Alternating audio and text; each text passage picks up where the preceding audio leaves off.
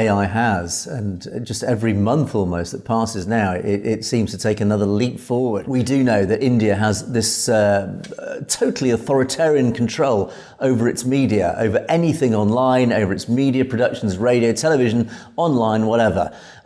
We do know that the Indian people are tightly controlled about what they can view and hear online, on television, whatever, the so-called Gaudiya media as it's called, puts across one narrative. That is the narrative of the Indian government, of Modi's BJP and that Brahmanical elite. There is only one narrative that the general population of India are exposed to. If they try and find out alternative views, it's very, very difficult. They need to go outside of India through VPNs or whatever. They need to get online and try and tunnel their way out. Literally, it's almost like Soviet Union. They need to, metaphorically speaking, tunnel their way out to find the truth, to find an alternative narrative like us, hence why we are banned.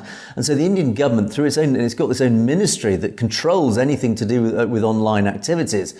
And again, it's almost Orwellian in its power. It controls and ensures that the Indian people cannot get access to websites, news outlets, whatever, that puts across another alternative. But instead, this hugely powerful, hugely resourced media infrastructure that is in place. And you talk about ANI. Yes, these huge conglomerates, these big media corporations that control pretty much everything that is produced within India and broadcast to India.